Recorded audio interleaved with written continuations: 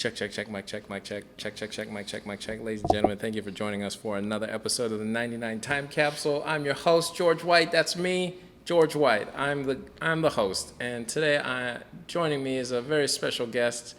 I just met him, but he's a good friend of mine and super hilarious. No, just kidding. That's what I always say whenever I introduce stand-up comics. But it's Stephen Raez. Stephen Raez is in the house. What's up, dude? What's good? What's good with you? And by the house, I mean we're in Local Vinyl. It's a new shop. I also refer to it as the Local. I mean, I don't know if you're a cool kid like me, but that's what I was ordered to refer to it as. The Local. It's over here in the beautiful, historic, revitalized 12 Points, Terre, Haute, Indiana. And we talked a little bit before the show, but you're a native Haitian. Yep. Yeah, so do you remember what 12 Points used to be? Yeah, I mean, it's always somewhat been like this, and there's been little like stores that have come and gone, but definitely not this much love and effort put into the area, like love, like putting in love like they've been doing up here is definitely, you notice the changes, Yeah. A lot of nice stores and stuff like that. Well, have you visited the other stores? Artwork. Yeah, I have. I haven't been to the fresh place that next door that's just open yet, Fresh. but the other ones, yeah. No, very is nice. it Simply Sons? Simple Sons and Spice. Sons and Spice Co. Yeah. Simple Sons. Yeah. Sons and Spice Co. And then I heard that they're going to move some stuff on the other side. Yeah, that's what I've heard. Yeah, that'll be really cool. Yeah, I know this has a bad rep, this area. Has a bad rep, but like you said, I'm glad that they're making a more concerted effort. Oh, for sure. And I think that'll building like flip around in the future. I don't think it was going to be like that, Yeah. You put a little TLC and stuff. It's amazing what.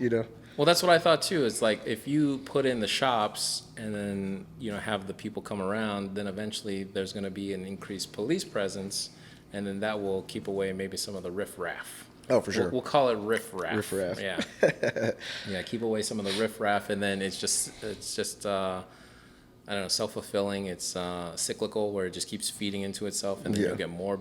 I'm a huge advocate for local businesses anyway. For sure. So, for sure. I'm all about supporting local. Yeah. I'd rather support local than any corporation or stuff like that most of the time. Yeah. So, I mean, ultimately, at the end of the day, the employees are still benefiting from whatever it is, for sure. Commerce. But I don't know. Are those corporations helping our roads? Like, are they helping us build parks? they're helping themselves. Right. Yeah. So That's what I'm saying. That's what I think people are now starting to realize. Like even like in work environments, like you don't have to settle and stay somewhere where you're unhappy. Well, life is too short. Yeah, and that's what the pandemic taught us. Is Exactly. just like, look, Exactly. you don't have to take that shit anymore. As bad as like the pandemic was in certain areas, I still think it was. I mean, it was one of the best things that's happened.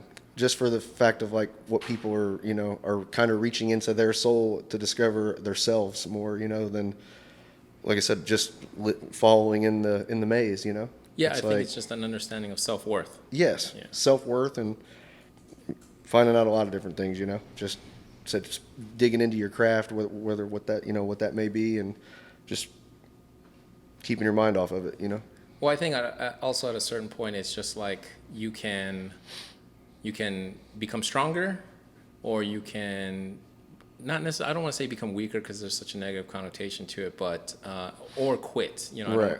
But at the same time, it's like if something wasn't your passion, and you were just kind of trudging along and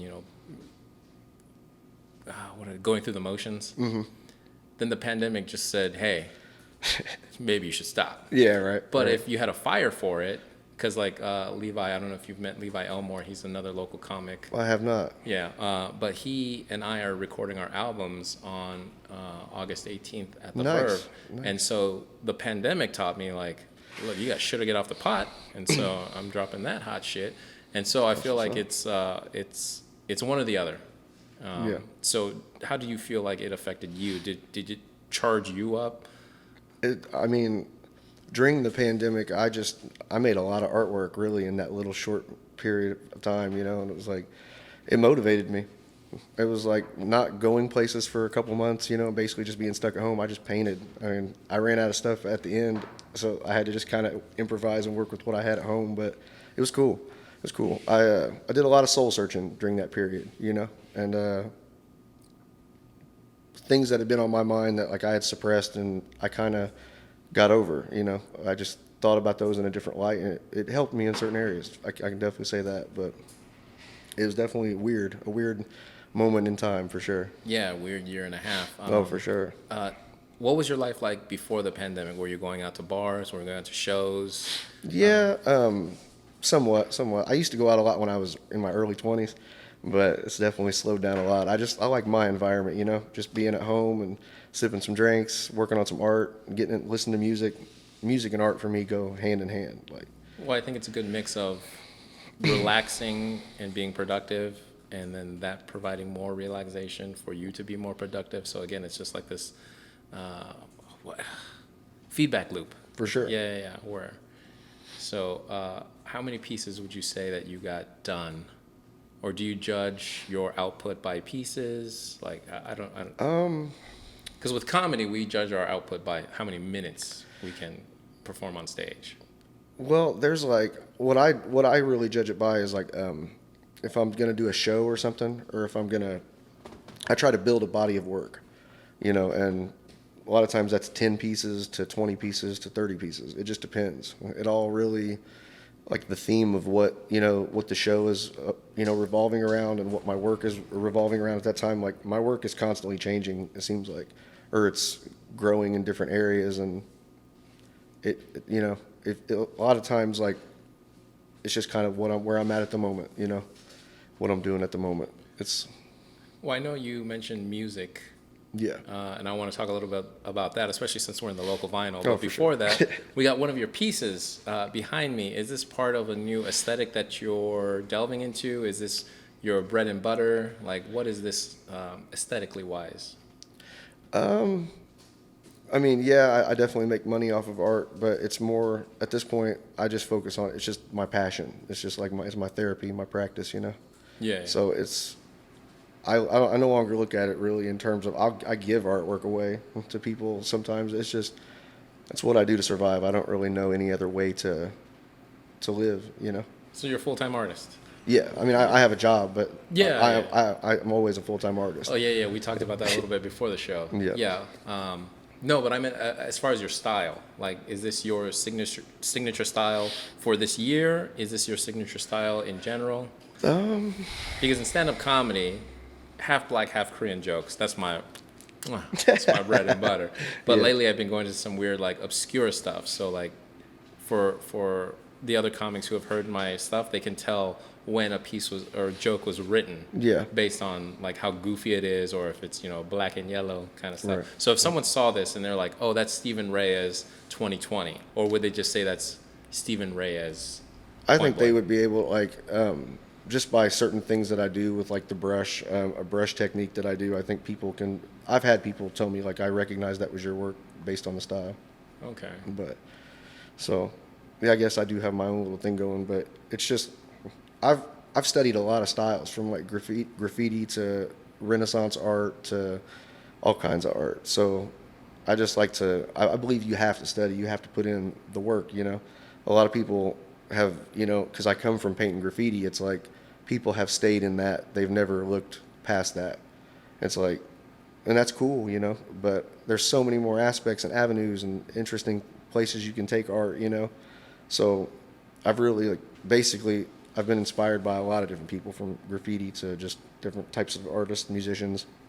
And I take little bits and pieces of it, things that I'm attracted to, and throw it in the pot and come up with my own thing with it. I mean, that's what it all boils down to. Is, Yeah. Right? It's just I think that's what everyone does. Yeah. If you don't study, and that brings in a lot of, I don't know. It's 2021, There's people who are doing everything now. There's hieroglyphic artists, there's abstract artists. Just people are doing everything. So all you can really do is kind of try to find your path and all that, and just give love and support. Yeah, let it influence you, and then if you want to, I guess to varying degrees, you can either copy blatantly what they're doing. I'm not saying you would, but yeah, you could, and just be another one of those type of artists, or you could let it influence you subtly. Mm-hmm. So yeah, which is basically the route I've taken. Yeah. I don't believe in like verbatim, or even, I think you should learn certain signatures of things that you like, and like I said, mix it up, change it up, you know, give your version of what you like. There you go. Yeah. You know, obviously that means if it's coming from you, it's not going to be the exact same as someone else's. It's going to be yours. You Yeah. just basically, I believe you should definitely try to have originality in what you're doing. Even if you're using a technique that someone does with a brush or something, you need to shine in your own way, you know? Yeah. Authenticity, originality. For sure. It needs to shine through. Because I used to do music. And, Yeah, so did I. Okay. And then acoustic, you know, singer-songwriter type bullshit, especially when John Mayer like first hit the scene, and Dave Matthews and Jack Johnson. And Of course. And then I really loved, you know, At the Drive-In. Oh, of course. Yeah, how they split. And so Mars Volta. Yeah, and Yeah, I they really don't- love Sparta though. And then Jimmy Eat World, so that kind of like pop punk Right. like fusion. Yeah. And then I remember I wrote an album, performed it, and everything. I can't sing like to save. No, I my can't life. sing either. Oh my god, it's so embarrassing. I listen to good. it. Oh, it's so embarrassing. But I realized, you know, years later how derivative it was of those two bands, and I was like, oh, okay. So if I had maybe experimented a little bit more and, you know, poured more of myself into it, I could have come up Right. with something else, For sure. you know, original and authentic. For sure.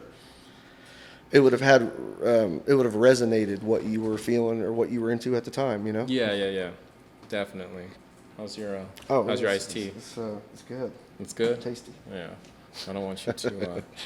Because the cool thing about this 3-camera setup is that whenever you're talking, it's gonna cut to you, and then so I could do whatever I want. I can take a sip. Oh, okay, I'm okay. gonna wipe my face. I appreciate the heads up. Yeah, and then so whenever I'm talking, which is why I'm blabbering a little bit, you can go ahead and Sip, sip. chill out a little bit. Sip, yeah. sip. Chill out. Yeah. Sip, chill out. Yeah. It's all the work that's happening up here, the art and just that's going on all over the city. Huh? 2021, that piece. Oh, this Yeah, piece of 2021. I did those three pieces specifically for the grand opening here. Oh, and okay. I wanted to do some. I had a couple things that I could have brought in, but I wanted to do like few fresh pieces, you know. All right. Fresh to death. Eleanor Jones. We got an Eleanor Jones. We got an Eleanor Jones. Ooh, baby, ooh. Do you know that song, Basketball Jones? It's an old commercial with Chris Rock and I think Anthony Hardaway. I think Spike Lee was in it. I'm going to send it to you. Is that on Space Jam?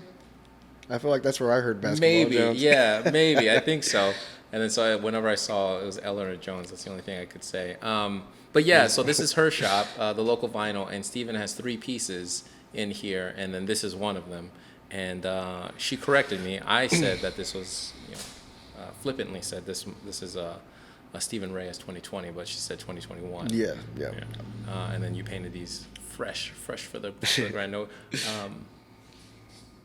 Are you working on a mural for a restaurant? I think I read that in your. I'm about to paint a wall in Tolly's bar. It's a bar up north, Oh actually not far yeah, from here. we're real good friends with Gretchen and Alyssa. Yeah, I'm about to paint their karaoke wall, like some quotes, lyrics, stuff. I'm gonna like do overlapping quotes and then bring I like that the wall is black, and I'm gonna bring Yeah. that through a bunch of different colors, like, from the background. When are you working on that? We're linking up Thursday to go over some of the lyrics and quotes that they had come up with that they want on the wall, and I think we're gonna go get some more supplies for it. I think I'll start next week, Oh, okay. next Tuesday. Yeah, so I'll be back from El Paso, and then I'll get to check it out. Do you know how long? Rough estimate how long it'll take you? A few hours. At the most. Well, I guess it's just text, right? Yeah, I'm just writing. I'm basically giving it a little street style. Gonna just write it with aerosol and just give it some style, and it shouldn't be too bad. Did you do that? No, I did not. That's Oh. another local artist. He did a great job. I like that piece a lot back there. Yeah. Only because you said fresh. street style. That's the only reason I associated. That's Yeah. Okay. No. I don't just go around being like, "Is that your art? Is that your art? Is that your art?" No, he killed that back there. I love that. Yeah. So when are you gonna do a piece in here? I don't know. We've talked about a couple different mural jobs possibly in the future and different stuff. Collaborating with another artist on some stuff, and we'll see where it goes. Okay. I'm open to it. Right now, you're just a river. You're just flowing, going with Yeah, the I'm flow. just branching out. I'm definitely trying to branch out other places, and I am. It's just all about the connects and the contacts and reaching out through different people, but trying to move more to Indianapolis, Chicago, definitely Chicago, stuff like that. So I'm curious because I know that in the stand-up world, and I keep going back to it, mainly because you're not a comic, so it's so awesome that we don't have to like get into the weeds, but like I can just like give you a cursory view and see how it compares to your world. But an online presence, a strong online presence, is vital. Is that the same way with art, or is it more about the personal connections that you make on jobs and in? It's funny you bring that up. That's a topic in itself, like the whole like being popping on social media. I really don't care about it. I mean, I think it's cool or whatever, but I think a lot more of it's fake than what people really think or understand, for that matter. I mean, and it's cool. It's a smart marketing tool, like, you know, and it looks better, but I don't know. I think that there's just more. I don't know. I think it's part of the trap of this generation is worrying about likes. I mean, I know grown men who get really like heartbroken if they have a certain amount of views on something, and it's like, man, who cares? Like, you're forgetting the reason that you're doing it in the first place. You're doing it for yourself. You're not doing it for, you know, praise from other people. You know. Yeah. And I think that's important. I think people can lose sight of their way when they start worrying about the wrong thing, and they're doing it for the wrong reasons. You know. Yeah. Definitely. And the only exception I feel like is if it's maybe YouTube and you're losing views, which subsequently means you're losing revenue. Right. Which means, you know, you can't sustain your lifestyle. That I get. But if you're just going for likes on Instagram or Facebook. I'm not popping on social media. Yeah. No, but from your example, it's funny because I haven't thought about it this way in ever, but it feels like the person who has all the craftsman tools, and then they polish them, and then they repaint them. You know, if there's a nick or whatever, they repaint them, and then they hang them on their wall, and then they hardly ever build anything. Right. That's what social media feels like, especially to creative people. It's like you could put your pieces online and obsess over the likes, or you could just paint a lot or create a lot, and then that will eventually follow. I believe that if you put in the work and you just let things just flow naturally, that's the best thing to do. Yeah. I think whatever's supposed to be will be, and you know, I'm just gonna keep doing what I'm doing. We'll see, you know. Yeah. I'm along for the ride, as you know. Well, how long have you been an artist? You know, painting. I started painting graffiti in 2004. Oh wow. But I studied other things and wanted to do more with art. I started doing fine art in 2017. Okay. So not that long. Yeah, not that long for fine art, but you've been creating pieces. Yeah, I've been making art for quite a few years, but I'm definitely, it's neat to see too, like a lot of the graffiti writers have moved on to fine art. Like other graffiti art writers that are, you know, a lot of them are very well known and whatnot, great artists, and they've moved on. And it's a breath of fresh air to see their influence from different generations, like, you know, de Kooning and different things like that. You can see what has inspired them in their work, and I think that's what it's about. That's what it's, you know, and it's neat because a lot of people, like I said, stay stuck in that one category of graffiti and they don't look past it. It's like there's so many wonderful artists in different fields. I've been really hype on Francis Bacon. Are you familiar with him? Not at all. Oh, his work is so sick, and I'm attracted to his art because it's raw. I mean, there's nothing else like it. It's basically emotion, and that's when people ask me like what kind of artist I am, I feel like I'm just expressive. Yeah. Because what I want to convey in my work more than anything else is emotion, and it makes me super happy when I run into like at shows or different places like older people, and they basically relay to me that they felt a lot of emotion from the piece, or it made them feel a type of way. Okay. And that's what I kind of dig. I go for that, like, you know, if I want you to feel something from it. Yeah. Everyday emotions that we feel every day. Yeah. That's what I do when I'm in the zone, is just paint how I feel, basically. An emotional response. That's what you want to elicit. Yeah. I mean, it's more obvious with stand-up comedy. It's just we want you to laugh. Right. Exactly. Yeah. You're getting a reaction. Yeah. And but then with you, like, you want to run the whole spectrum. You want joy and heartache and. Yeah, and or if I'm feeling like particularly upset or something, or not the best. For some reason, my work flows when it's like that. Like, I'm not to say that I thrive off of that, but I feel like if there's pain, or if there's like, or if you're going through something wants to come out, you know? And it just, a lot of the work that I do, if I'm in that mind state, it just flows naturally. And it's like, I don't really know how to explain it. You tap into that flow, you know? No, yeah, the yeah. flow state. Well, no, and I think for non-creative people, maybe they might not necessarily get it on a personal level. Mm-hmm. But as a former musician and a stand-up comic, like I get it. I 100% understand Right. what you're saying. Even in appreciating your art. I remember this only happened once, and it was really strange. But I watched the movie Capote with Philip Seymour Hoffman. Yeah. And I was with a group of friends too, and it was really weird. Like, we were just in the living room watching the movie. Of all the movies a group of guys picked, Right. we picked Capote, and then I just remember being enthralled. Like, I had to take out a notebook just to like figure out what was going on. I was like, this Right. is an amazing. So like, I get what you're talking about as far as your pieces, but it's funny that because just to play devil's advocate, you're talking about not pursuing the likes. And I think that's like a very distilled, a very literal version of what you're doing, because you are pursuing not necessarily the admiration, but the emotional connection with the work. Yeah. Whereas, Instagram stars or whatever are pursuing the number of likes. Right. So it's just, I feel like a more visceral approach than what they're doing. Yeah. Yeah. I see what you're saying. Yeah, I mean, I'm trying to think. Basically, if I create something and you do feel the emotion, then my mission, it was accomplished, you know? Yeah. Because a lot of times you can stare at something and not understand it, you know? And I'm sure some people feel that way about my work too. I mean, you can't, not everybody's going to understand or draw from what you do or get a feel for it, but it's all good. Someone getting pulled over? Or is it? Oh, that's the fire trucks. Oh, something's happening at CVS. Whoop, whoop. No, and I keep looking off camera because I'm not Eleanor's manager. I'm not her supervisor. I'm looking at your pieces specifically and trying to gauge what's going on, other than just the pure chaos of it of it all. But I guess a podcast is not the time to try to figure out the emotional resonance of your pieces.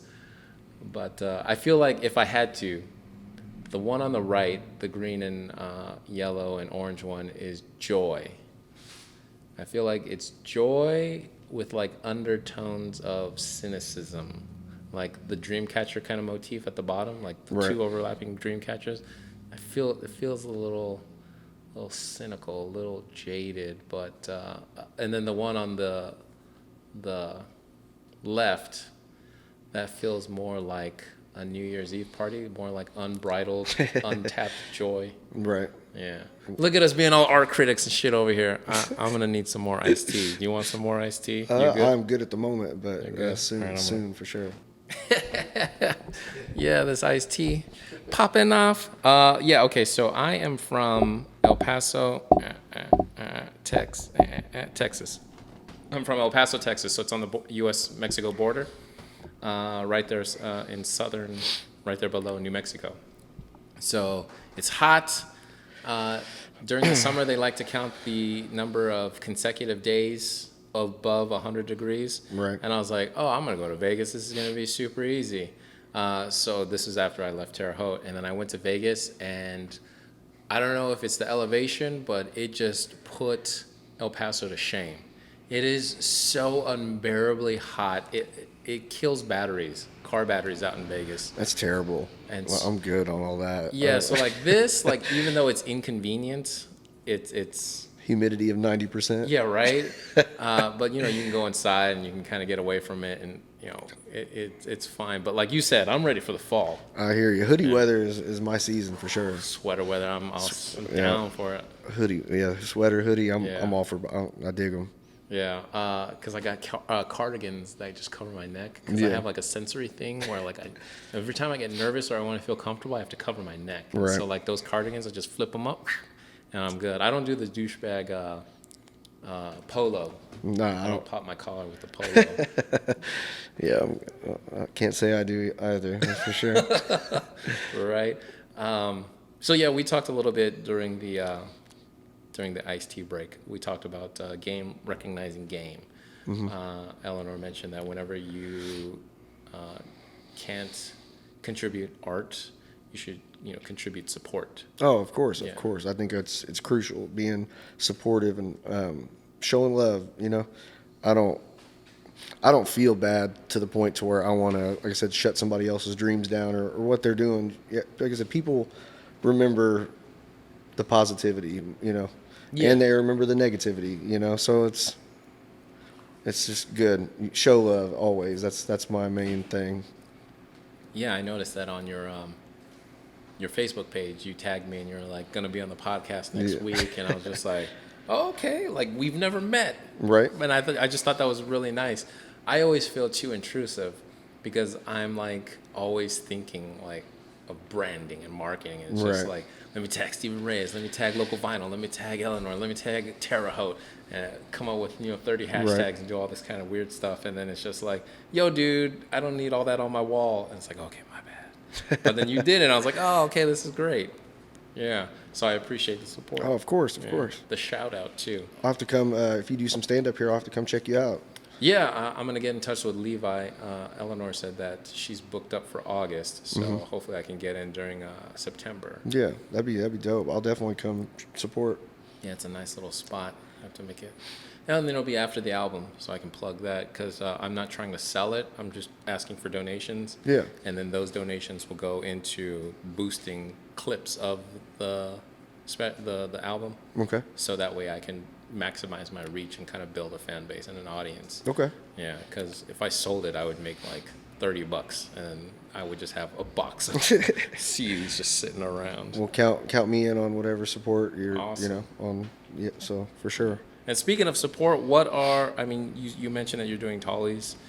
We've mentioned that you got some pieces here in the local. What else are you working on? Where can people find some of your other pieces? So I've got a lot of pieces scattered around, really, all over the place. But right now I have pieces. I'm a 6-month guest artist at the Athens Art Gallery in Crawfordsville. It's a nice little gallery, like downtown. It's real nice. They do a great job there, and there's some talented artists there, and I have pieces hanging in there. And I'm supposed to do a solo show next year at their Fischero Gallery, which will be rad. So I'm kind of building a body of work for that now. Just working on some. Where's the Fischero? It's there. Oh. It's just like its own separate little thing. So I'm doing that, and gonna probably link up with my buddy. He owns a barbershop. Shout out to Men's Room Barbershop in Indianapolis, my homie Andrew Foster. I'm probably gonna hang some more pieces up in there. He's been a big supporter of my work, and probably gonna do some stuff there for his store. It's a real nice barbershop. The Verve. And the Verve, yeah, I've painted pieces at the Verve. Oh, yeah, she mentioned in the pool room. Different places around here. Yep, headstones and just some different stuff. Yeah. I don't know if I'm going to stop by before we record the album, but definitely that night I'll check it out. Definitely. Yeah. Oh, and if you're not doing anything that Sunday night, it's a free show, so you're more than welcome Yeah. to stop by. So I want to talk more about music because you talked about how it's such an integral part in your creative process, Right. in your relaxation process. Real quick, I'm just trying to visualize when you paint. Do you throw on the headphones? Do you throw on the speakers? Yeah, the speakers. Definitely the speakers. Oh, okay, so you like to let it fill the room. Yeah. I definitely loud for sure.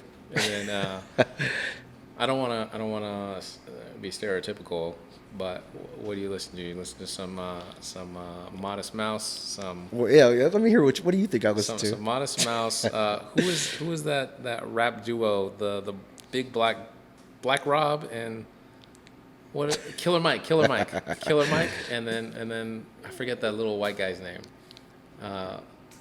Run the Jewels. Run the Jewels. No, you're close, but no. I mean, honestly, I listen to. I mean, I have. I love all different types of music. Honestly, everything from jazz, blues, but I'd say my go-to, my favorite style of music is soul music. Soul. Yeah, Okay. I like some Delphonics, Stylistics, Otis Redding, the Four Tops. Got a shit ton of stylists over there. Yeah, you can't go wrong with that kind of music. Oh, damn. I love that. Aaron Neville. I mean, just all kinds of stuff. Okay, but they always sing about like heartbreak and stuff, right?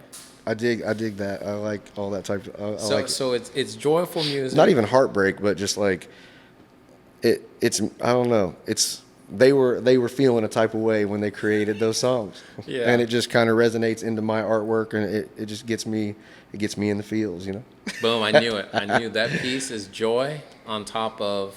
I don't want to say heartbreak, like you said. It's not necessarily heartbreak, but it's more like experience. Yeah. Yeah. Experience. Yeah, that's what they say singing about. Is that Miles Davis? That yellow and blue piece? Yeah. I don't know who it's supposed to be, but I do know that Ray Fuller spray painted it in 2007. 7. Okay. I'm gonna say it because It does kind of look like yeah. Motowny. Oh shit. Okay. I got Marvin Gaye right here. Marvin you Gaye. go. Oh yeah. There- Miles Davis. I love all that type of music.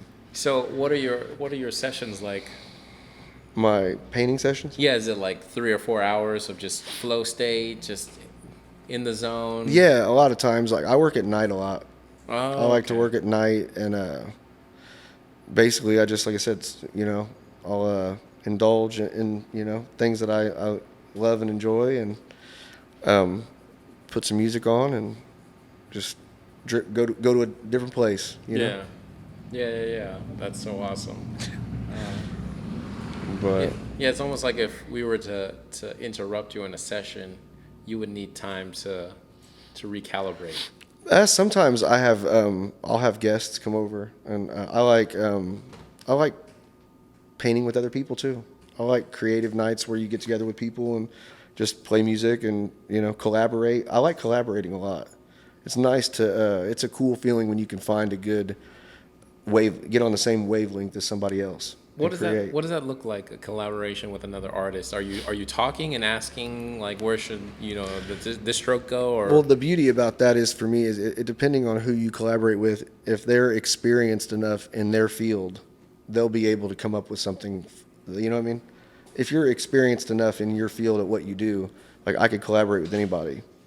yeah, I'll find, you know what I mean? yeah, but I mean like, do you have two paintbrush? Like, do you each have a paintbrush and then like you're both working on? There's the no same? like organizing to it. It's just like go with the flow and like do what you want to do, and then I'll add some stuff to it, and you can do what you want to do. You know, just Almost kind like of back take and forth. turns? Yeah. Okay. Yeah, that's really fun. I like doing that a lot. A couple of my good friends live in Seattle, and I used to live in Seattle. And when I go out there to visit, which I do go often, we collaborate. It's great. My friend Jacob is a great artist, and my friend Ramino is a great musician. So it's like it's cool to link up with them, and you know, it's always a breath of fresh air when I go out there. I feel like recharged. You know. Yeah, no, I get it 100%. So I'm just still trying to wrap my head around this, like to picture it. So like you and Jacob will paint, and then And Jacob used to live here, and I've painted a lot of freights with Jacob, and I've known Jacob for many years. So we kind of are on the same wavelength always. You know, I've known him for that long. So when we link up and we do work on art, it's a breath of fresh air. You know, it's like very few times do I experience that type of happiness. You know, Yeah. There's a certain kind of happiness, and that's one of them. So. But then, so like you two will paint together, and then Ramino will just sit there and play music, Yeah, basically. and then so like, just arbitrarily, like you'll paint for 15 minutes, take a step back, and then Jacob will tag in Yeah, and paint for 20 basically, minutes, yeah. take a step back, and then Or if we paint a wall or we go paint somewhere else, Paint a we paint wall, walls and stuff yeah, too. okay. So if we do a collaboration on a wall or something, you know, or wherever, he'll do his thing, I'll do my thing, or vice versa. And see that makes more sense because I was just picturing these like 2x2 or 3x3 canvases. Yeah. And it's just like, all right, let me get in here and let me Right. touch this corner up. All right, back up, Yeah. and then you come in, and then all right, let me get in here. Okay, so it's like larger pieces, like a wall or a larger canvas, but I like larger areas, really. yeah. I like painting large spaces. Sometimes, like, I mean, I've painted like a 40-foot wall before, where the old Guitar Center is down south, you know? Okay, I heard about it. Where is that exactly? It was Toccoa Security and Consulting. It's like in there, it's next to Five Below, but I did their main wall where all the guitars used to be on the wall. I like painted that wall. And it was pretty interesting. It was never painted anything that big. So it was an experience, but I like challenges like that. I like, if I'm doing a job, like when I did the Verve, for example, the ceiling there, or any like type of job like that, it doesn't stress me out, but it's constantly on my mind. Like I lose sleep over it. Like if I'm not getting it done, or you know what I mean? I just basically stay in it until it's finished because I can't, you know? Oh, So, yeah, for sure. one of those type of things. We were talking about quarantine earlier, and one of the things I didn't mention was there was this dude I know was in this magazine, and it's was called Confini, which means confinement Okay. in French or whatever. And basically, he put out a magazine, and I got to be part of that. That was really, really cool to be in an issue of something that was in Paris, France, like art, and that was a really big thing that happened through quarantine. And I got to be in a group exhibition in New York, in Brooklyn, at the Greenpoint Art Gallery during that time. Where can we see all this art? It's on there. It's online. The Greenpoint is. You can see the issue of the magazine that I was into. I'll have to send you the links to them. Yeah, I can send you the please. links, and you Please. can check them out. Really cool. Just artists from all over the place, and they had like interviews with them, and he asked me a few questions, and then he put that in there. But it was cool. It was nice to be a part of that during that time period. You know, the pandemic. You know. Yeah, definitely. And the New York thing was really cool. The gallery, the Greenpoint Gallery, is really nice, and to be able to have work up, you know, and they had it displayed outside of their gallery, like on this screen, and they would scroll through so people could see it, you know. And I thought that was kind of dope, you know, especially during that time. It was just cool to be a part of that. Well, it was kind of weird during that time. But before I talk about that, I wanted to I love that transition because I wanted to ask where we could see some of the group projects that you worked on with Jacob or any other artists that you've collaborated with. And Yeah. so that's one of Yeah. the spots. So that's awesome. No, but with the pandemic, I feel like there were so many eyeballs on social media and what people were For sure. doing. That's all people had to do, really. Yeah, was yeah. Try to. That was the only way to feel connected during that time period, you know. Yeah, right. Was to look into your phone, basically. Yeah. Because you couldn't go out.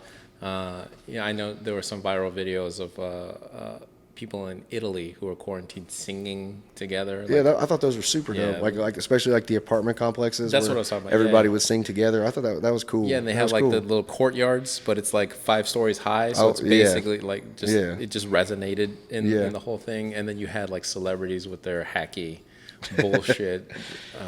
But I like the ones who put out the messages like "Stay Strong" or like did a little covers and sang song. You know what I mean? Like, Yeah, all that yeah. stuff is cool. Just because you don't know where some people stand mentally, you know. So it's just good. Sometimes people need that reminder, like, hey, keep going, you know. Yeah, so even though I find it hacky or not necessarily derivative, but maybe pandering, maybe there was a 15 or 5-year-old kid who saw Gal Gadot Of course. singing off key and was just like, Yeah. oh my God, that's what I needed to get through Right? the day. Okay, yeah, okay. Totally. Half glass full. Mr. Half glass full over here. Yeah. Half beard, half full. Half beard, half full. Yeah, half Full beard, half full. Yeah, beard half full. I'm digging it. Yeah, so that's where we can see all your work, and then, so I feel like it's just like the next logical step to take that work that's being displayed in Paris and in New York, and put it on Instagram and put it on Facebook. I'm just trying to get It was on there. Oh, it's on there. Yeah, it's on there. It's just been it's been over a year. It's on there though. Yeah, I see. So I could just check it out through your through my Facebook. Okay, your I don't personal. know if I have it on Instagram. I've had like a weird relationship with Instagram, so some of the stuff is on there, I believe. Okay, Some of the other walls I've done, definitely that stuff's on there. So I see. So your art is on social media. You just don't obsess over it. I just post whenever I feel like there's something worth posting. You know, Okay. I like to share. I do like to share what I'm doing with people and stuff like that. I just don't really think past that. You know. Yeah. It's cool. I mean, I try to. It's important to get your art out there, and that's what I like about it. But I don't think about it any further than that. I just want to share what I'm doing, and Whoever likes it, cool. Whoever don't like it, cool. Okay, so You know. so yeah, no, I totally get it. So what if you were to quit your day job and go artists, full-time support? I would survive for sure. No, okay, that's awesome. But But- I was gonna ask if you would pursue social media more, contacting No. bars or Oh restaurants. yeah. I would probably pursue. Well, definitely. I do that now. I mean, I definitely hustle and get. Like I said, just keep trying to progress. But I just think about it as fun. Yeah. Like I was telling Eleanor earlier that I've painted some walls and stuff around Terre Haute, but in general in Seattle, different places, but I don't feel like I've been able to do what I'm fully capable of doing yet. I feel like I haven't been able to really showcase my skills on what I can really do. What do you think is? What do you think is? I don't want to say holding you back, but like, what do you think the hang up is? With achieving your full Pokemon? Business owners not wanting to trust vision, really. Oh, okay. So I you're mean- doing all you can do. Yeah, I mean, Yes. we're never doing all we can do. I could be doing a lot more, that's for sure. But, Like what? I mean, just hustling harder. Oh, I definitely do my thing and stuff, but I'm not like, crazy obsessed about it, or I'm just kind of going with the flow. Really, I stay busy with art, whether it's making canvases or doing commission pieces and things like that. So I always stay busy. It's never a problem there. But like I could be contacting more businesses and stuff, but well, could you hire a manager for like a 10% cut? I've been thinking about that. That would be wonderful. I've actually kind of looked into that, because there are certain aspects of art that I don't like, and that's one of the things. It's dealing with people. Like, not like I don't mind like talking to people or like, but like having to like negotiate prices and everything else. Like, I don't like that aspect of it. Or people, there are just certain things, and that's one of them. You know what I mean? Yeah. But if I can, eventually, that's the goal, is to have somebody who does that for me, and they'll make commission off of There whatever. you I'm for sure down with that. Well, it's funny that you said, because like my whole logic, in asking you about if you were to lose your day job, and you're just like, I would survive. And it's just like, I would survive. It's like, well, that's awesome, but I went somewhere else with it. But and then we're talking about work-life balance. Essentially, is Right. what you're talking about. I'm pretty fortunate with that. with Yeah. the balance and the freedom. I do have a lot of freedom, and I have a good job, and it's just everything's good. I'll never like. That's been my whole. I'll never give up on the dream or just doing what I want to do. Oh yeah, no. And that's where people, like I said, they get trapped. And I'm just not. I'll never. My life is art, so everything else is secondary. Well, the great thing about what you're doing is that either one of your revenue streams, we could call it, your day job or the art, either one of those could fall out, and you would still be happy doing what you're doing. For sure. For sure. Yeah. So let's say you lost your day job, you could still survive on art, and then I would say even begin to thrive. There are a lot of different things, even with art, though, that like when you think about it, in the beginning, when you think about it, it's like, art, you can sell and make money off of your work, which is very true. But then you fall into the traps. Like, some people are like, galleries and different places like are not really, they want 50% of what you have. Jeez. So like if I sell a piece, like they want 50% of it. So is that why gallery prices are so high? Yeah, I mean, who wants to sell a piece for a couple $1,000s and only get half of it? Yeah.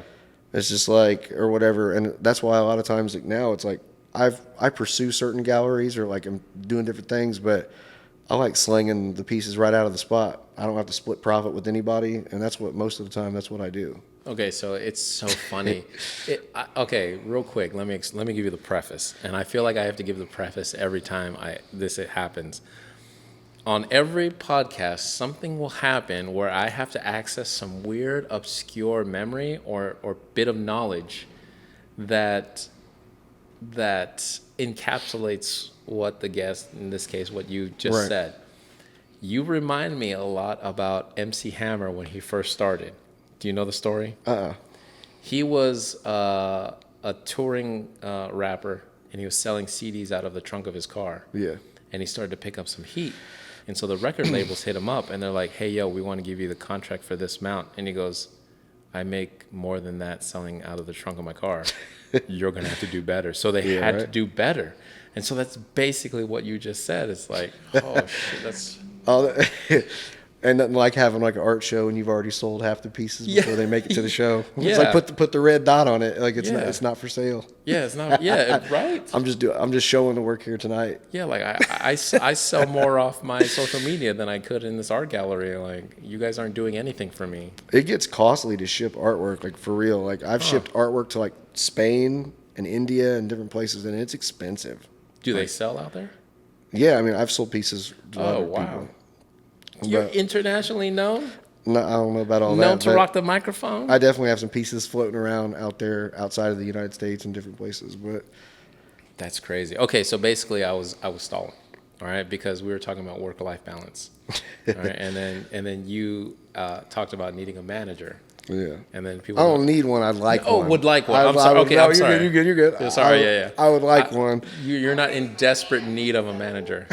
But when I said that, Eleanor raised her hand. Oh, she's already been helping me so much. Like her help is greatly appreciated. But then she's a big inspiration. We look at her Facebook, and it's just like there aren't enough hours in the day to get done what she's getting done. She's made a lot happen, just by, showing love and support. Like, so.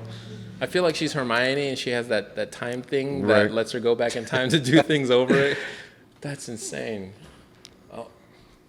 Would you? Oh, of course. She's a hustler and a go-getter. Like I said, look what she's she's got her own establishment. And you raised your hand. I know. But yeah, that's insane. She's killing the game. Like I said, doing her thing. She's inspiring to me. Like different people who, like I said, everybody in this complex is inspirational. Well, we talked about a game recognized game. Yeah. Yeah. Like I'll set this up. I'll cut pieces, online, and I'll put them online doing the stand-up comedy. But then I gravitate towards business owners like Connie at the Verve or Gretchen and Alyssa Connie, at Tolly's.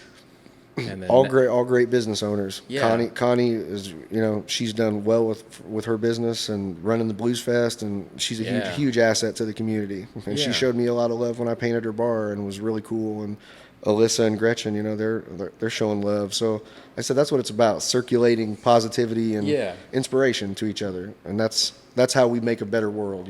Yeah, well, definitely a better community. And then from there we can branch out. And I think Terre Haute is definitely said you got a lot of people who are from here or from the area, and they have negative things to say, but thinking with a negative mindset is only going to keep you negative.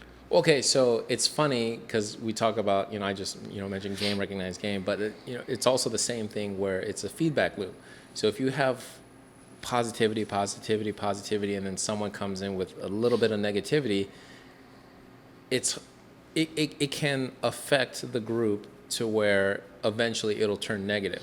Right. And that's what I feel happened in Terre Haute. I don't know when, because I haven't talked to any historians, but like I follow 2 Facebook groups, and they show a bunch of old photos of old-timey Terre Haute in the 1800s, early 1900s. And I'm like, this city used to be amazing. Like, this is, like, what happened? And you talk to, You know what, though? I think it boils down to people just want to complain. Right. Because when they build things or they bring things to Terre Haute, people bitch like, oh, there's nothing to do. But as soon as something comes to town for them to do, they don't go do it. They'd rather just, you know what I mean? It's like, how are you going to complain that there's nothing to do? And then people are trying to put businesses and different establishments here for you to have something to do, but you won't get off your couch. You'd rather stay at home and just complain. That I just think that's personal, Well, definitely locally, they like to complain about like a local shop or whatever. But if it's like a Chili's, not to shit on Chili's or Applebee's, but if they open up, then it's like, oh my God, we gotta, there's a line out the door.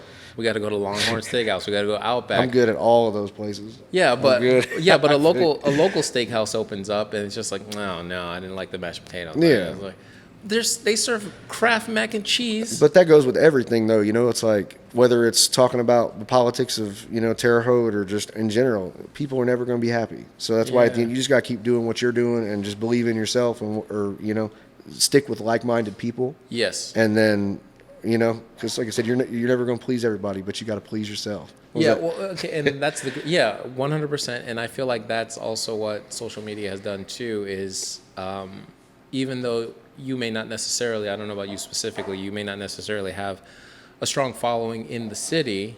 Online, you have a Yeah. great following, and they're like, keep doing what you're doing. They're encouraging you. They're building you up to basically be like a salmon and swim upstream in what is a city that likes to drag people back down. Yeah. I it's funny because I came here with my wife and son, and we talked to Eleanor, and I was just like, yeah, you ready to get on the podcast and talk shit about Terre Haute?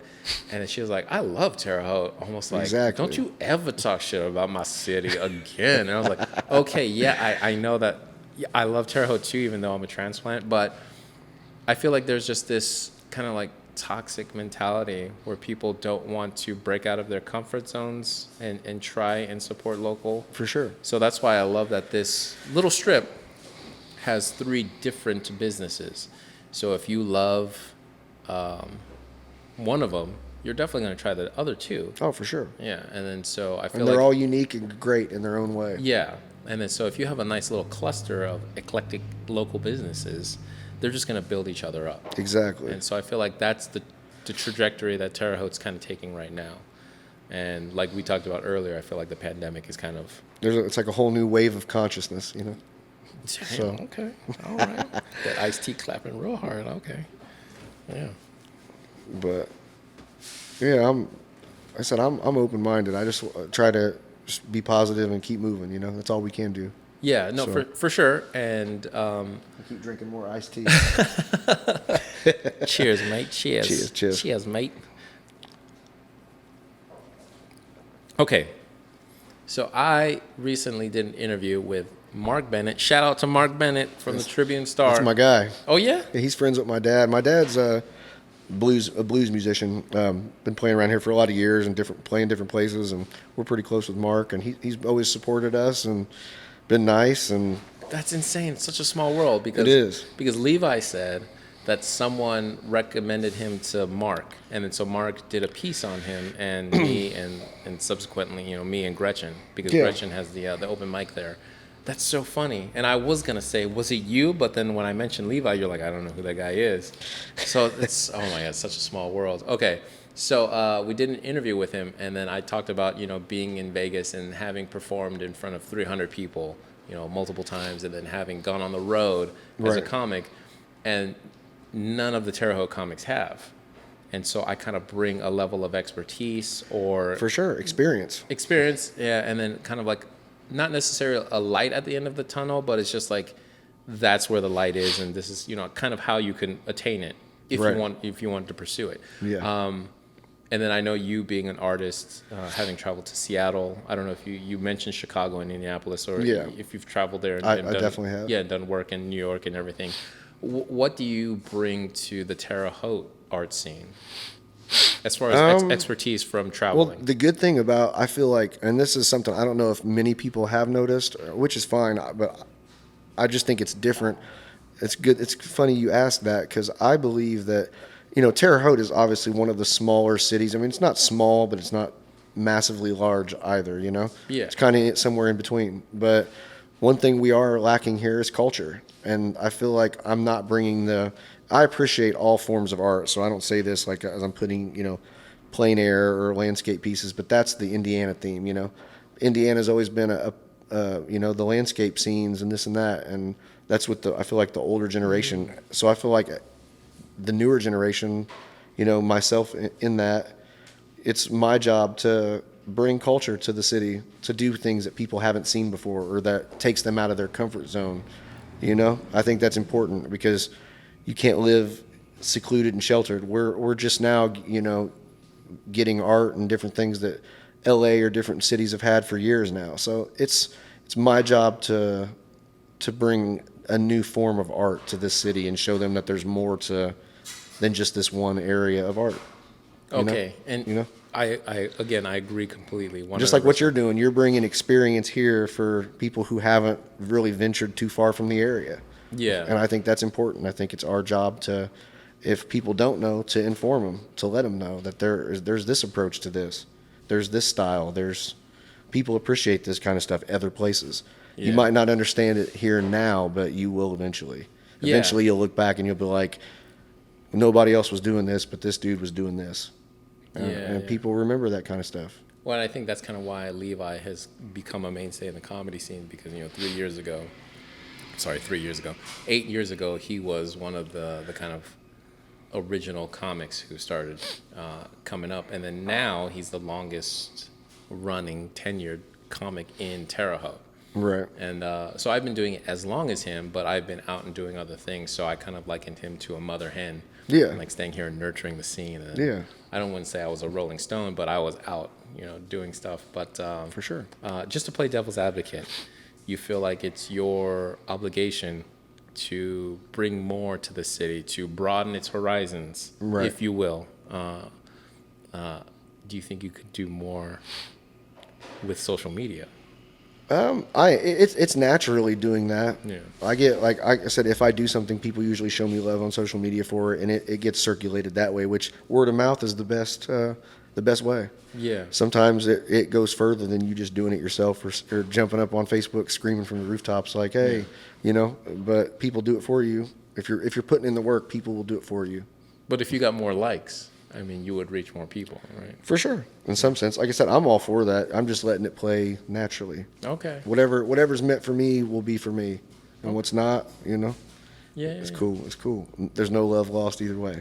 I just want you to be like, all right, I'm gonna go for the likes. No, just kidding. Oh, I'm definitely gonna keep sharing my stuff. I'm all for sharing, like I said, and posting things. I don't. You just don't obsess over the numbers. Nah. Yeah. Okay. Whoever gets it, cool. Like I said, But I like supporting other people too, and Building that. Well, that's the one thing I've always preached is a rising tide raises all ships. Like I don't have to sink all the ships around me and be the last ship standing. If there's a tide that comes in, we all benefit. it actually makes me feel better, supporting other people because, Yeah. we don't know. I've had my own problems, my share of problems. We all have, and I still do to some degree, in certain areas, I struggle with certain things. And I feel like I said, you never know what battle anybody's fighting. So to be that person to encourage and say something nice could make the biggest difference. You just don't know. You don't know what somebody is dealing with on a day-to-day basis, Okay. Yes. And to speak more specifically to what you're saying, what do you think about this Karen phenomenon? The what? The Karen phenomenon.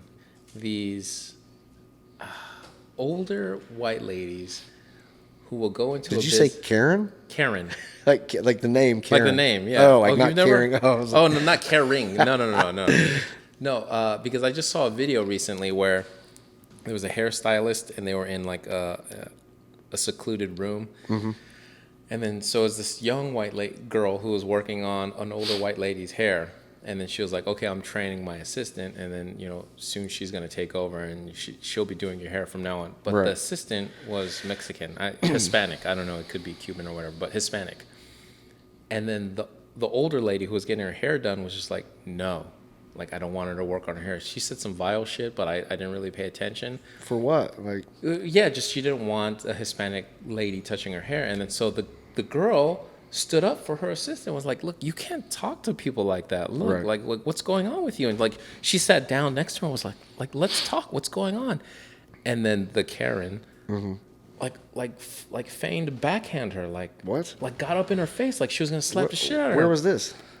I don't know. I couldn't say specifically. I saw it online, but I couldn't say where the shop was. But then the girl got up and was like, no, get up. And she started taking the stuff out of her hair and was like, no, get out of here. Like we don't put up with that. She's I like, would do the same thing. right, okay, but then can't tolerate then that. the lady said, I'm sorry, I've been going through a lot of stress. I apologize. So then, do you take her side? Like, No, you don't take her side. You definitely, what she was doing was wrong, for Yeah. sure. You don't make light of that, I'm not for that. I'm for equality, and treating everybody as equal, fairly, So yeah. I don't like that type of stuff. But I guess you could just acknowledge, okay, you're going through some stuff, but that's still don't, that's no excuse for your your kind of behavior, Yeah, yeah. What you just did. What you just did inexcusable. is inexcusable. Yeah. No matter what you're going through, you don't Yeah. project your hate onto somebody else who's done Yeah. nothing to you. Yeah, but You know? hopefully you can learn, and then later we can hug it out or something like that. Yeah, Yeah, okay. yeah. Obviously, clearly, somebody in that situation who they need to learn. They have a lot of learning to do. Yeah. So, Yeah. but That's insane. for sure, it's a crazy world we live in. Really, like I see stuff constantly, and I'm just like astounded. Like beside myself. Like what's you got young people killing each other and just different crazy things. It's just like I don't know. And I think that's part of the, I love like trap music, for example. Mm-hmm. I think trap music's great. I like rap music for certain things, like to hype you up or whatever. But I feel like a lot of, they're setting an example for the youth. And I feel like a lot of what they're talking about, all the rappers now, it's like they're lean and Percocet and shooting each other. And it's like, look, this is what you're preaching to kids, who are growing. And I understand if you grow up in that environment, whatever, but I feel like that has to do with a lot of the crime and different things. Like if music was like it was back in the day when they was talking about happiness or love or this and that, I think it'd be a little different. I just think there's a lot of anger being put into the social media, and Well, we need more positivity. How old are you? 32. 32. Okay, I'm 40. So I grew up in the East Coast, West Coast, Tupac versus Biggie. I love Tupac and Biggie. Yeah, but sure. like that gang mentality, and then Even them though, it wasn't all about that. There were some. Tupac was just amazing. They were both amazing, but they didn't just talk about that. They Yeah. had their anger. They had their hit 'em up and I like all that stuff. But I just mean like changes and different things. Tupac put out things that were positive. He was preaching positivity and the way the world should be. We should do. No, for sure they were, but the media and the record industry can't sell positivity. They have to sell beef, competition. Of course. Because I remember there was an awards ceremony. I forget which specific award, but Snoop Dogg. It was on the East Coast, and Snoop Dogg was like, "Yo, I got love for Death Row. Yo, I got love for the West Coast." Yeah, okay. I saw that. And it's just like, who are you yelling at? And then it was just the media getting everyone whipped up into a frenzy. Yeah, and for so I sure. feel like that's what's going on, like what you're talking about. People with like lean and stupidity. People Percocet. like stupidity. Yeah. And that's just naturally. It's like people go for the stupidity. Well, That's not even like stupidity, yes, and pettiness. It's just like something so arbitrary as the coast you were born on or represent is enough to justify murder. I think that whole situation with the East and West Coast was tragic in general. Yeah. It was two talents that were lost, and gone way before when they should have been gone over, in my opinion, the media, like you said, gassing everything up, Yeah. and provoking unnecessary violence and stupidity. Yeah, and and that's essentially what's going on they now. were victims. Yeah, they were victims. Both of them, for sure. Well, again, it was a feedback loop where they were perpetrating into a system, but they were victims because they were being manipulated. For And sure. So that's essentially what's going on now with these rappers now killing each other. Like Nipsey Hussle. Yeah, that sucks. I love his music. Yeah. I love that he said a lot of positive, great things too, and it's just sad to see anybody like that get taken out. Yeah. And I don't know. I just feel like a lot of it is what's being put out in the media is not positive, and it's rage, Yeah. or it's this, and that's people are picking up on that instead of love thy neighbor, take care of each other, stuff like that, and that's what I'm about. Well, rage Peace. and angst sell records. So does peace. Hey, peace and love does too. Well, It just depends on how you do it. I would argue not as much, but then Not as also much, but- not as quickly, because it's all about moving on to the next thing, right? Right. The next fad, right? Yeah, so it was never like, oh my God, NSYNC is so awesome. NSYNC is better than Backstreet Boys. You need to buy a record Yeah, now. totally. So that's what I'm talking about as far as like pettiness. Mm-hmm. Okay, so we look at everything that's going on with currently with the rappers, killing each other and advocating violence, or excessive drug use or alcohol consumption, all that kind of stuff. Right. And it's like, didn't we learn? We No. lost Tupac and Biggie. Is course we it didn't. now out of the zeitgeist where we just forgot? There's just, and in general, what you were saying, it was funny, you were talking about, NSYNC and the Backstreet Boys or whatever, but you know, NSYNC was the better, so go for them. There's no loyalty, and that's something that I'm big on. Is like with my friends or my family, like, you know, if I love you unconditionally, like, and I'm loyal to you, you know, and that's something that I mean, I don't love that many people, but if I do, you know, I'm loyal to you, and that's something that is a big thing in this day, in this generation. You don't have a lot of loyalty anymore. It seems like people will turn their back on you quick for whether it's money or whether it's, you know, I've had bad art deals or different things, and it's just like, you know, you lose friends or you lose over stupid stuff, you know, and it's like that stuff like that burns me out for a while, and I have to kind of take a time out, you know, and it's like I didn't sign up for this, you know, like I want to make art because I love it and this and that, but no, I've upset this person and or they've looked into something too much. People look into things. People like to look. You could write something and somebody's going to look into it and see like something that you wasn't even talking about, Yeah. or it didn't even have to do with them. And it's like people just love looking into stuff. So it's like I don't know.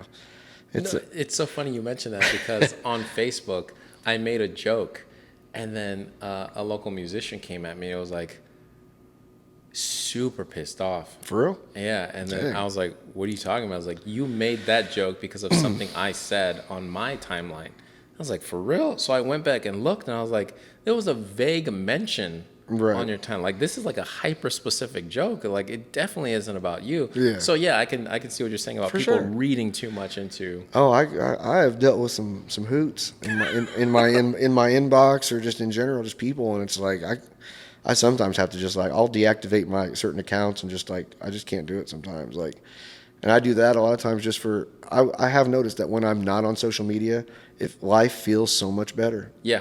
I feel at ease, I feel at peace, and there are some older artists that I'm friends with. One around here. He's been a big inspiration. I've always loved his artwork. Shout out. His Shout name's out. Mike Neary. Mike Neary, okay. And he has pieces inside the Verve, and he painted Ballyhoo, Sonka, the mural outside of Sonka. Oh yeah. He's super phenomenal. And but you know, the older generation, they're not on social media, and it's like that's what I strive to be. I want to be the older, one of these days, the older guy, just at peace, just making art, not needing social media. You know, I really would rather not be on it at all. Well, then. I know. It's So that's I'm curious. What's holding you there? because I like to share, and that's the only way to show people what you're doing, is to, you know, close friends or family or people that live, you know, for further away that I don't talk to that much. They can at least follow my work, and I like that. But I could do without all the rest of it. You know, knowing what so and so had for lunch, seeing all this different stuff. Like I could do without the rest of it. You know, like So okay, here's what I there's recommend. 50 selfies a day. Well, I'm good. Okay, here's what I recommend. It's what my friend did. She lives out in Colorado. Anytime someone comes up in your news feed, unfollow them. Yeah, You're yeah, still yeah. friends with them. Yeah, So by the time you're done, you're not Yeah. following anyone. You don't have to see anything, and No, you're just I'm- putting out your art. I'm hip to unfollowing people. I've Yeah. definitely done it. Oh, okay. Many times. But I'm saying But- unfollow everyone. Everybody. Yeah, yeah. No, I don't. I'm always gonna, you know, Eleanor's not one that's on Facebook posting ridiculous stuff. So Oh, so no, but the thing is that you can always go to her feed, to her page, and see what she's Right. doing. Because I have another friend in Oklahoma, like one random day, he'll just like 30 of my Instagram posts. Right. And it's like, oh, he's just catching up. I enjoy seeing like the local vinyl and what she posts though. It's like I like that type of stuff where you're promoting growth and things like that. But I'm just talking about people with every personal thing that they do. You know, it's I like, see, yeah. It gets The old. minutia, yeah. It's like this isn't your daily journal. I mean, it is apparently, but Yeah. it's like Therapy, daily journal. write it down at home. Read it. You know what I mean? Send it to your best friend, but I don't want to see it. You know. Yeah. But I'm gonna make a post, and I just wanna make sure I'm tagging you correctly. Yeah. It's a 99's podcast. 99 time capsule. Yeah. 99 time capsule. Is that Instagram or Facebook or both? Just Facebook. Facebook? Yeah, 99 time capsule. so, yeah. That's so funny. The local, oh my God, this is so awesome. So I came to Terre Haute 4 years ago. I'm just ballparking. Yeah, 4 years ago. And I was here for about a year and a half and then it didn't work out with the ex-fiance, and then I moved to Vegas. Right. I met the girlfriend, the current wife, and then moved out to Vegas and had a blast. And we're like, we want to start a family. Let's go back to Terre Haute. Friends, family, affordable living. Oh yeah. And then so we came back here, and I don't, just that year and a half, or if it was a perspective shift, but this place is friggin', it's so amazing now. I remember when we first pulled in, there was the Walmart on 46 East, the East Walmart. We pulled in, wanted to buy some stuff, and I was just like, where did all these black people come from? Like, what the? And then, so that coupled with, I guess we had, good jobs now, and then just, the revitalization of 12 Points. I'm just like, like there's something seriously like brewing. Oh, for sure. There's definitely bubbling a good energy up here. Yeah. And I don't know what it was. Like, I mean, I don't want to delve too deep and like get into some like Illuminati shit, but like it just is a good time. For sure. For sure. So I know you were talking about getting out of here, not necessarily out of frustration or whatever, but you were talking about getting out of here, going to another bigger city. But if you stay or if you go, where do you see Terre Haute in the next 3 years, 3 to 5 years? Popping. It's only going to get better. The younger generation of people are putting these businesses, and I think it's going to be great. I love Terre Haute. This will always be my home, and I'll definitely, who's to say I won't, come back here one of these days, and, I want to like buy a ranch style home out east and have a little bit of like property and land and different things, and, grow old, be a painter, and just enjoy life, That's, if I live to be, the ripe old age.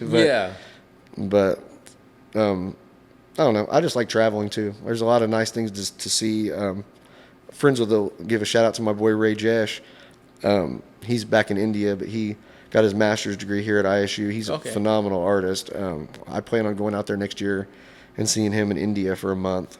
So that'll be fun. We'll work on some art together and collaborate and just see what it's like out there. But I definitely have got a lot more traveling than I want to do. I want to go to England after that and stay over there for a couple weeks and just make art the whole time and just see places, So Terre Haute's going to be popping. You're going to be popping.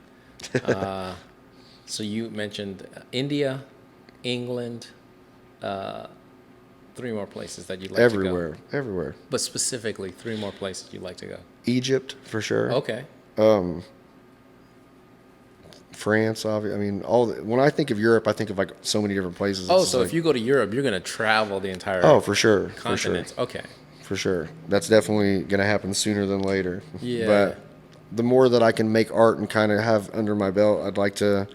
The plan is to scatter art everywhere and go do art everywhere. So, and just try to hustle stay long enough to hustle up some, to be able to put something somewhere, Yeah.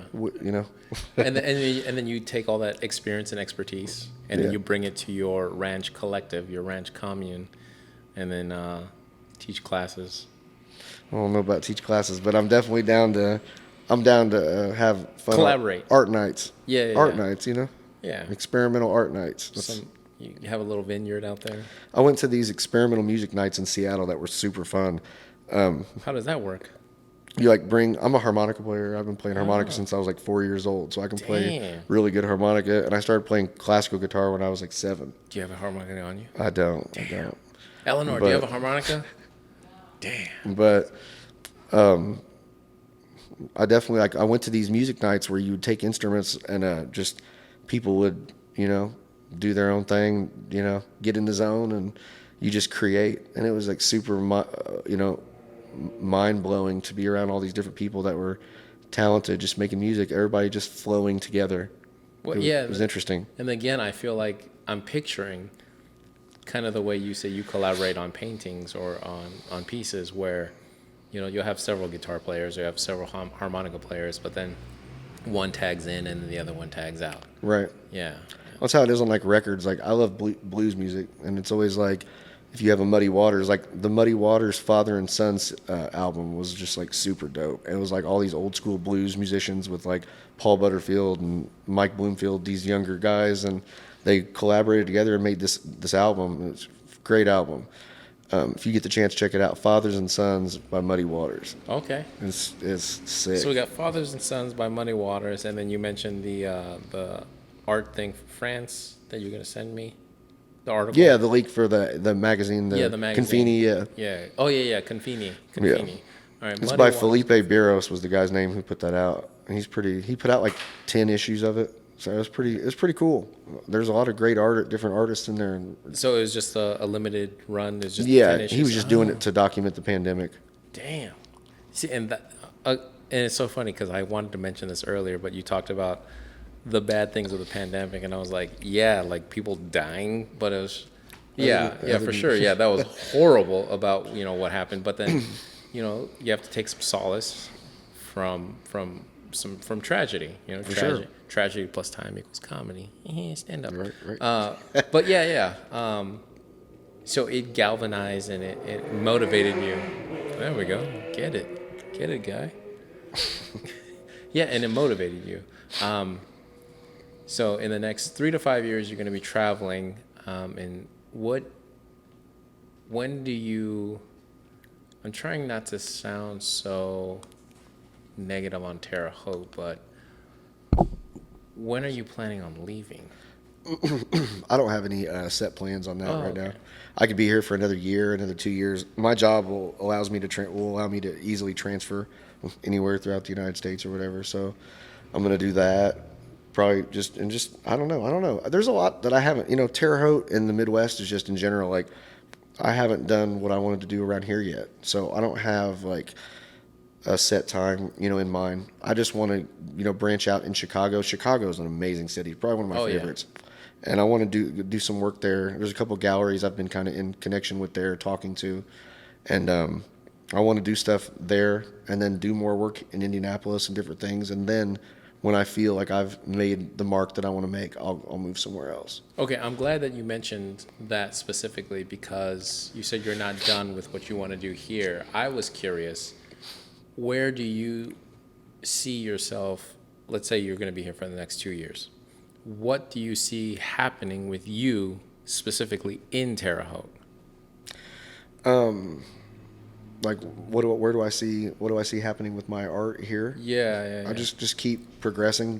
So you're just going to play by ear? I mean, I'm just like basically like putting art in these establishments, and I guess eventually I'll have art everywhere. Here, not everywhere, but you know what I mean? Yeah. In different places. It's all scattered, but I don't know, just kind of having fun. And I eventually hope somebody will let me mural out a huge building. That's what I want to do here. I want to do something like on a building that's really big and like I said, actually showcase what I can really do. And I don't feel like people have seen what I can really do yet. Okay. Yeah, I think that would be great to see a nice mural. So brainstorming, what spots have you scouted? I wanted to do something at the Party Cask on 3rd Street. 3rd and? Between Farrington and, you know what I'm talking about? It's like across from, it's like those ISU housing apartments. Yeah. Are across, the Party Cask. Okay, well, that's where my son goes to daycare in the ISU. Yeah.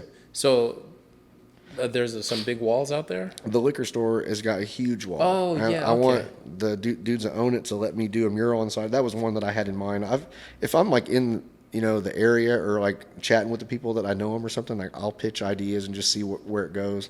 I'll throw some lines out and see if they bite on it or if they, but so far, I mean, like I said, most of the time if I get a job, somebody refers me or calls me, hits me up or whatever. It's always random. That's one thing about like selling artwork or in general. It's always so surprising who actually supports you. Mm-hmm. I've actually been really shocked at the people who have bought work from me and like the people who haven't. It's always like, the people that you think are going to support you don't, or they'll do it with words, which is still nice. Yeah. A lot of people that I thought would have bought work or just knowing I would like hook them up, they haven't. But random people who I would have never guessed in a million years will buy some artwork and show love. So it's strange. It opens your eyes, right? Yeah, well, it's the same thing with social media. It's like, hey, I got the event coming up. Like, Right. hey, are you coming? Like, Yeah. Or hey, going or yeah, we and got then, free you know, booze. You could like, it's like God bless. what do you I got? got a local vinyl shop. You coming out get some records? Like, It's strange the people who end up supporting you and the people who don't, you know. yeah, half off Thursdays. Like, yeah, Like I said, it boils back to what we were talking about with people don't want to do anything. They want to complain that there's nothing to do or this and that, but Effort. you won't even go show love to your homie who's doing something that yeah. is your friend. You put know in what I the mean? effort. For sure. Yeah. And that's the thing. People don't want to put in the effort. Keyword effort. Well, so the liquor store on Third and Farrington.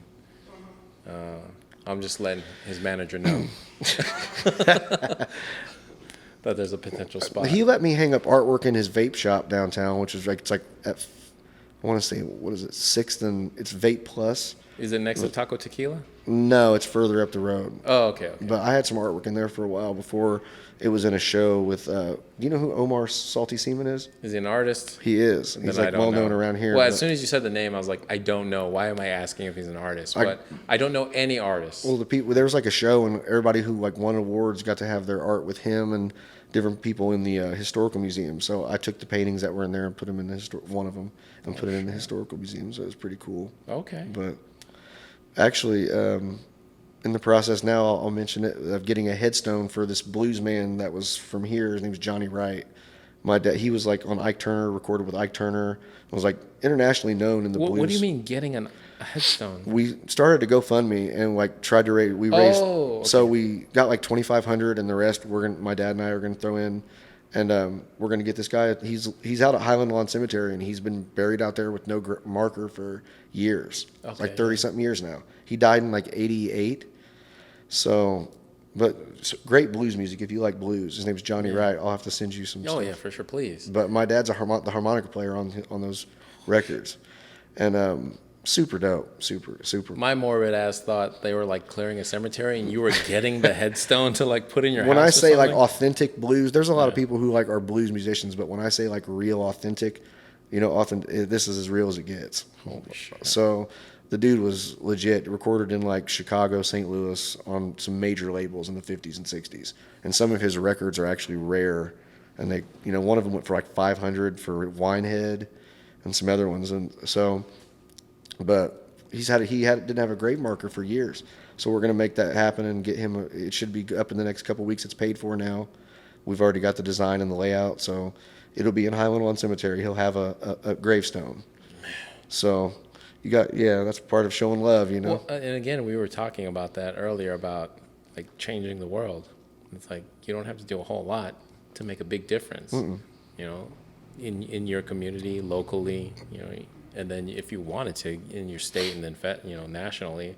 Forget globally. I think that's the whole problem is that we think like we need to make change like Greta Thunberg or whatever it was. Like we don't need to do that kind of like monumental shit. Just opening up a shop in the middle of what's that? It's the ripple effect. The ripple effect. Yeah. Yeah. You doing good inspires them to do good. Exactly. The higher positions they're in, the more they can do. Yeah. And life is short. If one thing my dad has taught me is important, and ever since I was a little kid, he always had a camera or, was shooting pictures and just documenting time. Yeah. I think it's super important to like document. That's why like another reason I like making art, or whether you make music or stand-up comedy or whatnot, somebody records it, it'll be around somewhere. Somebody will see it 20 years from now, 30 years from now. You could be dead, you could be alive, but you leave your footnote. I love the Swope Art Museum. Is an amazing museum. They do a great job there. But We were going to go last weekend. We went to the Children's Museum, and we spent a little bit longer than I would have liked. But then the plan was to go to the Swope right after and then come here. And then so the other family we were with, they were just like, all right, we're done after the Children's Museum. We're like, well, all right, let's just go to the local vinyl. But eventually I would like to get into the Swope. But I think you mentioned that it was like a couple weeks. They were in the middle of a rotation. Yeah, and the exhibits are almost done. Yeah, okay. And it's really cool. They're actually doing a historical exhibit of St. Mary's of the Woods right now. Oh, shit. So it's a lot of like historical artifacts from Dang. the campus and like original blueprints of the buildings and stuff.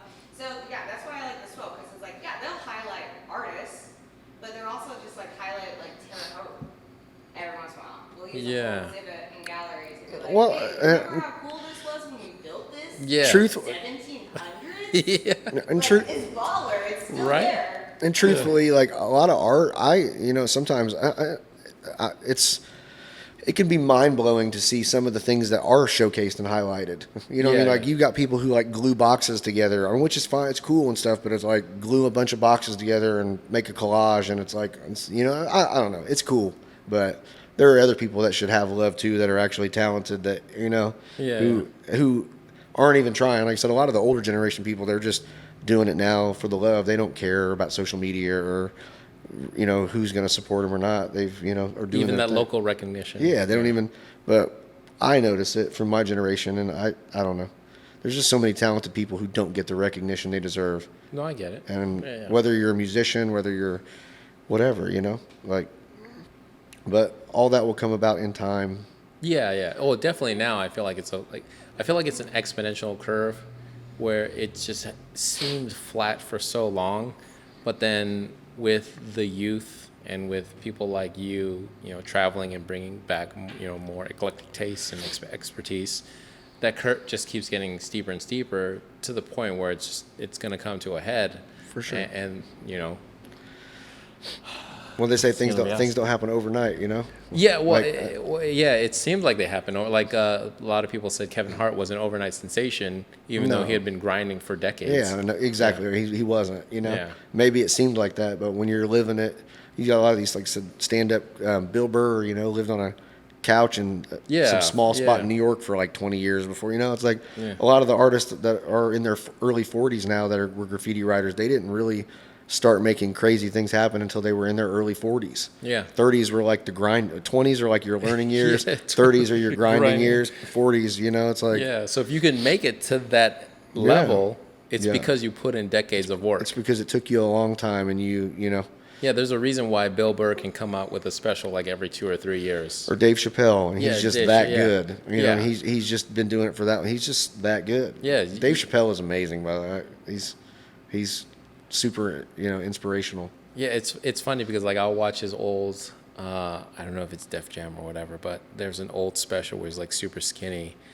Now he's all swole. Yeah, yeah, and I watch it. I'm just like, this is not good. Did people think this was like virtuoso? Like, because Right. it's not. But then you listen to his stuff now, and it's so funny because he'll talk about like the social contract, like with John Locke and Jean-Jacques Rousseau, and like that's the stuff that I was talking about in speech and debate in high school. Yeah. And then he's talking about all this stuff, and so like I can relate on a different level, and in addition to the humor. Right. But I'm glad that he's introducing people to that different level of thinking. Yeah, totally. And that's what we needed, especially.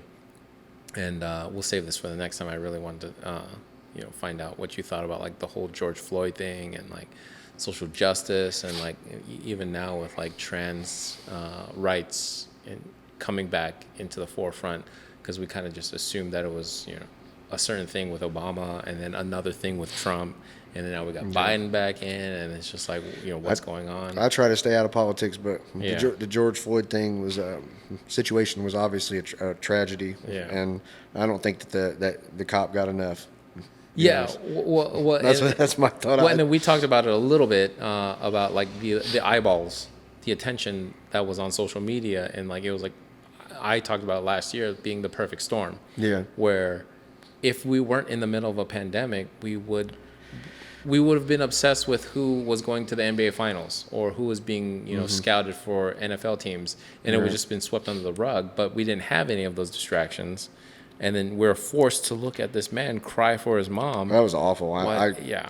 I couldn't. Yeah. Yeah, I couldn't I never finish it. watched it. I never Yeah. really watched it all because it's just heartbreaking. Yeah, yeah. Even to this day, I can't watch it. yeah. It's just like, and then now we're starting to revisit the whole Sandra Bland thing. Yeah. Like my whole deal is, if I get pulled over, like to talk specifically to the body cam, but then also, I bought this cell phone case that has 2 hooks on the ends, so I can record my own. There you go. And it streams to the there's a backup copy that gets sent to the ACLU, and I'll have a copy for myself. Yeah.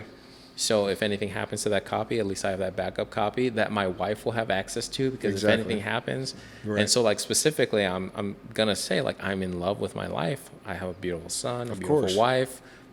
If you find me in the jail cell, suicided, it wasn't me. Like Yeah, investigate that exactly. shit. Like and it sucks that we have to say that kind It of does. stuff. It does. It really does. And that's something that hopefully will change. Yeah. I hope for that anyway, you know. Yeah, I feel like it's getting better for all the doomsayers and for all the negativity that's being put out there. I feel like it definitely is getting better. And all the people, who have been through these traumatic experiences are only paving the way for hopefully something for change. For some again, it's it was exponential. it wasn't for nothing. Yeah. These are some things that should have never happened in the first place. Yeah. And I don't know. I think it's just that hopefully we have change, because we can't keep going on the way we are, or it's going to be a rough future. Yeah, So- definitely. You need a slap in the face. Right. Fuck out. Definitely. and again, on the flip side, I don't celebrate a cop's death. So like that one cop who was murdered outside of the FBI building. Right. Like, I that mourn for sucks. him too. Yeah, there Yeah. are good police officers. Yeah. There are. And but And generally, because I work in a school, I get to talk to a lot of the police. And at South, there's a nice rotation where it isn't just one officer. So I get to talk to a lot of them. Right. And so even before, the whole George Floyd thing, and even before I got to talk to them, I empathize with their position. Of course. But then now it's being exacerbated so much Right. that it almost feels like the media, like society's trying to pit us against each other, and it definitely isn't the case. Well, to come full circle, back to the Tupac and Biggie, that is kind of what the media. I mean, that's what it is. Yeah. I mean, unfortunately, there's people like to keep bad things circulating is what it seems like. Anyway. Yeah, for sure. There's always those people who want to do that, and Yeah. hopefully the positive will outweigh the negative, though, and we'll get them out of there. Yeah, because tragedy sells, but we're all about positivity. Yeah. Yeah. Positivity is is a way better sell. So, Yeah, much more lasting. Exactly. Yeah. Well, thank you very much, Stephen Raez, for Appreciate stopping you. by. I wanted to actually ask you real quick. Is that your real last name, Raez? No, my last name's Rushin, but people can't never pronounce it right. Raez was my graffiti name that I painted for Raez. years. So I just thought people can't, you can't mess that up too much. Because but whenever she said Stephen Raez, I like Reyes? Like, oh, Esteban Reyes? Oh, shit, let's chat with Esteban. Oh, shit. And I looked at your profile. I was like, this white-ass dude appropriating. No, yeah. Okay, so Reyes. So it's Raez. Stephen Raez? Yeah, like rays, like rays of light. Yeah. Oh, okay. Shit, okay. we should rays of positivity. Yeah, okay. All right, Stephen Raez. Yeah. All right, well, thank you for stopping by the local vinyl here in the historic 12 Points and sipping some iced tea with me. I appreciate and, you. Eleanor. Always. And we'll Much see you. love. We'll see you soon. Like I feel like we're gonna hang out. Most definitely. Not just Most on definitely. social media, but I'm we're gonna gonna come, hang out come soon. see you do your thing. Yes. So And then we'll get some more iced tea soon. good. Appreciate you having me. Yeah, Thank you. man. Thank you. Yeah. All right.